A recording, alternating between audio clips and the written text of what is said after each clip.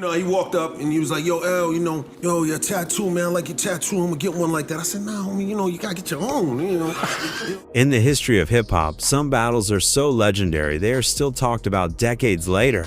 The lyrical war between superstar LL Cool J and the newcomer Canibus is one of those classic feuds. It was a clash of words that defined an era. But for over 20 years, a huge piece of the story was missing, leaving fans to wonder and debate. That long wait is finally over. LL Cool J has now broken his silence, and he's finally sharing his side of what happened during one of music's most epic battles. It all started in 1997 when LL Cool J, who was already one of the biggest names in music, was working on his new album, Phenomenon. He decided to create a massive song called 4, 3, 2, 1, inviting a dream team of rappers to join him. This wasn't just any group, it was a collection of the hottest artists of the moment. He had Method Man and Redman, a famous and beloved duo, the intensely raw DMX, who was on the verge of becoming a superstar, and a new rapper that everyone in the underground scene was buzzing about, Canibus. For Canibus, this was the opportunity of a lifetime, a chance to stand alongside legends and prove he belonged. Everything was going smoothly until it was time to record the verses. The conflict started with a single line written by Canibus. To appreciate the line, you first need to know about LL Cool J's famous tattoo, a microphone on his right arm. This tattoo wasn't just ink, it was a symbol of his entire career, his identity as a master of the microphone, and his status as a rap god. In his verse, Canibus, likely trying to be clever and show respect, wrote the line, "L, is that a mic on your arm? Let me borrow that." To Canibus and his fans, this was a creative compliment. It was his way of saying, LL, you are the greatest. Let me, the new guy, borrow your incredible skill for a moment to deliver my verse. It was meant as a sign of respect, like a young basketball player asking Michael Jordan if he could borrow his moves. However, LL Cool J did not hear a compliment. He heard a deep insult. In the competitive world of hip-hop, he interpreted the line as a challenge. To him, it sounded like this new, hungry rapper was saying, your time is up. I'm here to take your spot. Give me the microphone. It felt like a direct act of disrespect on his very own song. Is that a mic on your arm? Let me borrow that. And I just I just did not understand. LL Cool J was not going to let this happen. He confronted Canibus directly and told him the line was unacceptable and had to be removed from the song. As the new artist trying to get his big break, Canibus felt he had no choice but to agree. He went back and recorded a completely new verse for the song. But the story didn't end there. Even though Canibus had done what was asked, LL Cool J still felt the need to have the last word. When the final version of 4, 3, 2, 1 was released to the world, LL had added a new, aggressive verse at the very end. In it, he aimed a clear shot directly at Canibus, saying, "The symbol on my arm is off limits to clowns," making it clear to everyone that the battle had already begun. The truth is, right. I went in, I heard what he said, and I responded to the shit. Right. That's the truth. Canibus felt completely betrayed.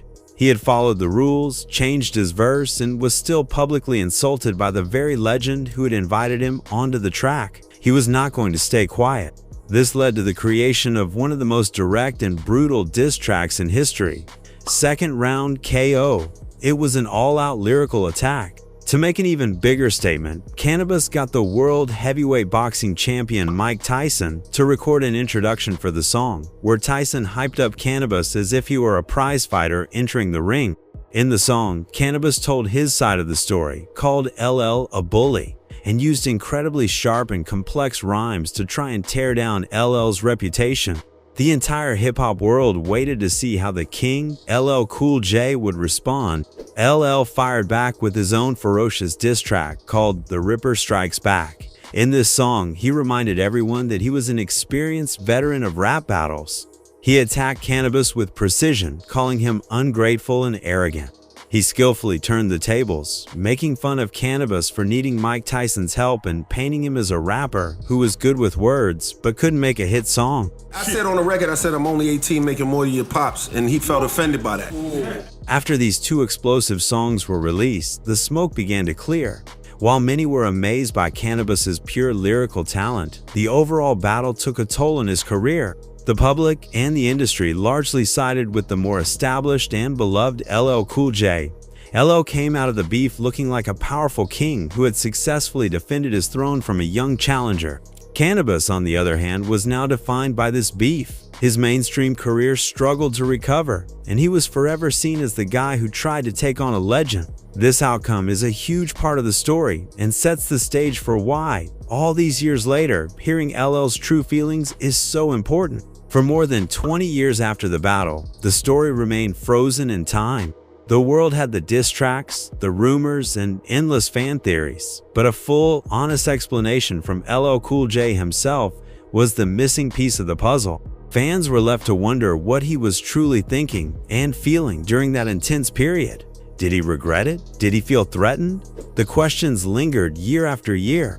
Then, in a setting known for getting hip-hop legends to share their most guarded stories, that long silence was finally and definitively broken. LL Cool J sat down for a very long and open interview on the popular show Drink Champs. This show, hosted by fellow rapper NORE and DJ EFN, is famous for its relaxed and honest atmosphere. Over drinks, artists often feel comfortable enough to speak freely about their pasts, and LL Cool J did exactly that. He addressed the Canibus beef head-on, giving everyone the detailed explanation they had been waiting for. First, he explained his mindset back in 1997. He made it clear that at that time in his life, hip-hop was a competitive sport to him, and he was the champion defending his title. He described the culture as a jungle, and he was the king. In his view, when a young, strong challenger appears, you don't just welcome them. You have to prove you are still the most powerful. He wasn't just making music, he was protecting his territory and his legacy. So when he heard what he believed was a challenge, his immediate instinct was to fight back with full force. Next, he spoke directly about the line that started it all. "L, is that a mic on your arm? Let me borrow that." Even after all these years, LL confirmed that he still believes, without a doubt, that the line was intended as a diss.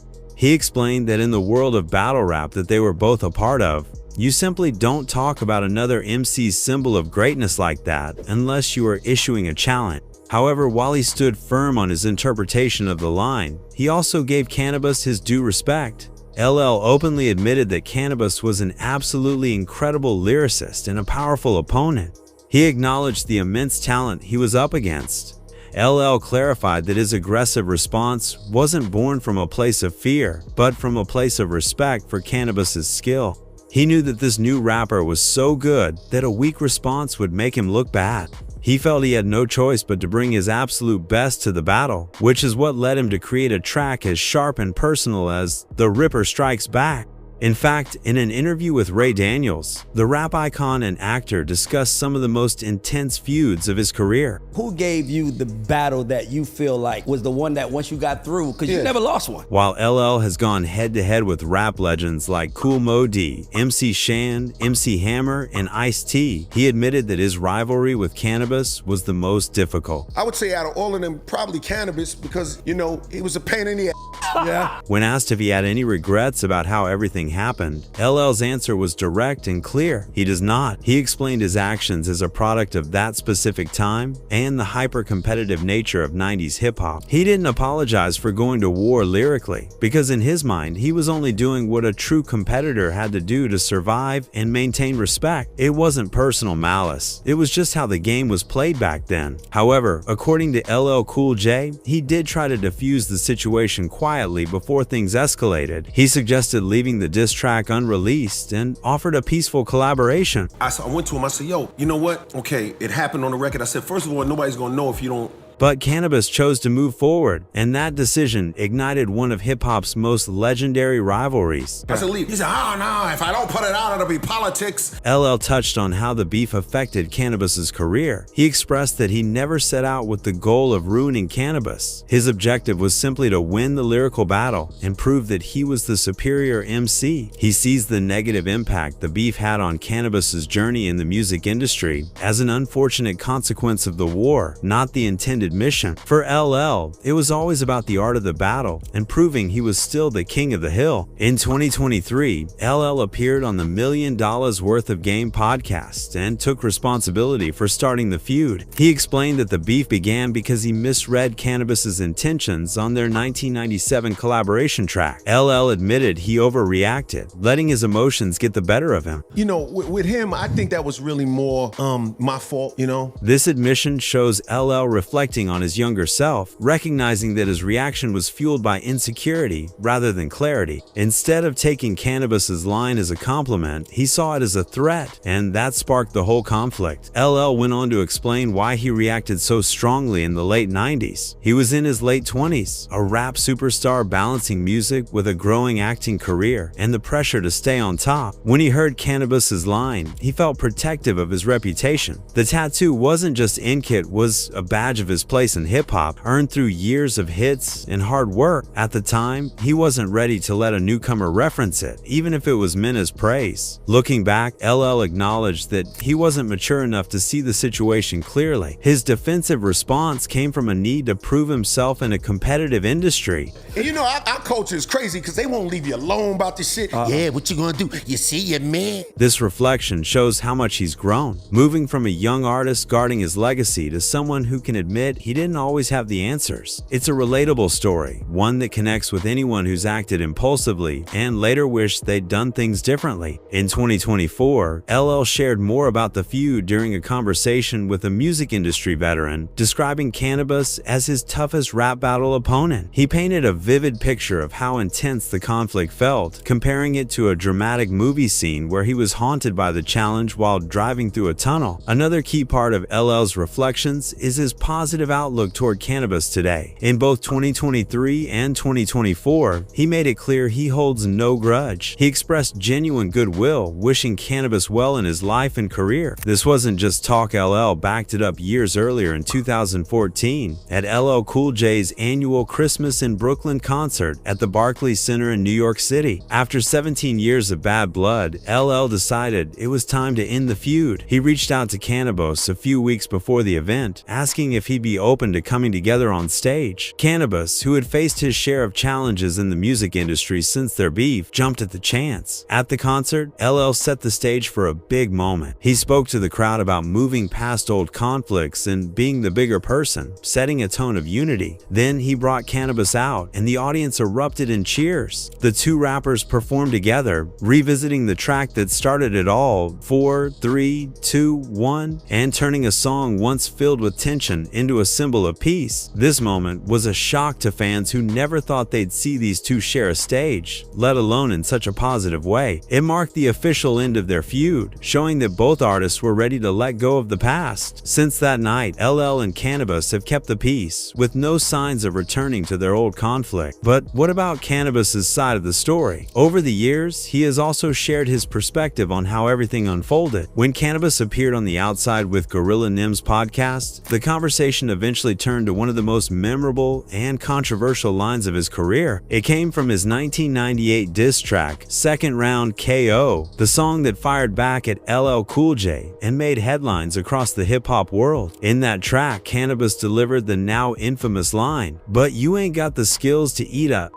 like me." Looking back, Canibus couldn't help but laugh at the line. He admitted that he doesn't quite understand why he said it and explained that it sounded very different back then than how people interpret it now. He said that when he listens to that line now, even he wonders what he was thinking. He joked about how the internet reacts to it today, saying, Yeah, I look at it and I'm like, why did I say that? Because of how it is. I'm like, why the did I say? But I know why I said it. He was clearly having fun with the moment, but he was also being honest about how awkward it feels in today's world. From there, the conversation naturally moved to a much lighter and more positive topic. His reunion with LL Cool J Canibus described how it all went down. He showed up at the event wearing a hoodie, while LL was standing there with big gold chains around his neck, classic hip-hop style. Canibus didn't have anything flashy on him, so he jokingly told LL to give him his chain. LL looked at him and without hesitation turned to his team and said, "Yo, get Canibus the baby rope." A few minutes later, later, someone handed Canibus a smaller gold chain, and the crowd loved it. That small gesture meant a lot, not just because it was funny, but because it showed how far they had come since their beef. What makes these stories special is how they show both sides of Canibus, the fierce rapper from the 90s and the older, wiser man who can laugh at himself and appreciate how much he's grown. Instead of pretending the past didn't happen, he talks about it honestly. He admits that some things he said didn't age well, and he also remembers the good moments, like sharing a joke with LL Cool J on stage. Like, yo, it still ended up being love because he gave it to me and he shouted me out, yo, your career's starting all over again, baby. By looking back with honesty and humor, Canibus helped bring real closure to one of hip-hop's most famous feuds. And in doing so, he reminded everyone that even in a world built on tough lyrics and competition, there's always room for growth, peace, and maybe even a baby rope chain. So how does this new chapter affect the legacies of these two artists? For LL Cool J, it actually strengthens his legacy in a certain way. By explaining his thought process, he adds another layer to his character. He's not just the pop-friendly rapper or the actor. He's the strategic, battle-tested warrior who knew how to survive and win in a tough environment. It reinforces his image as a savvy competitor. For Canibus, LL's story doesn't change his legacy as much. It solidifies his role as the legendary what if of hip-hop, an incredibly skilled challenger who took a shot at the king and lost the war. LL's lack of an apology means the outcome remains the same. Canibus is forever cemented in history as the brilliant lyricist who was defeated in this iconic clash. Ultimately, the final judges in this story have always been the fans, and their reaction to LL's interview has been fascinating. As soon as the interview was released, the internet exploded with debates. Many fans applauded LL's honesty. They agreed with his "it was a sport" mentality and respected him for defending his position. But just as many fans rushed to defend Canibus, they felt LL was rewriting history to make himself look better and that he was still responsible for how things turned out. In the end, LL's new testimony hasn't ended the debate. Instead, it has poured fresh fuel on the fire, giving everyone a whole new chapter to argue about. And that is the true sign of a legendary beef, one so complex that even after 2 decades, there is still no easy answer.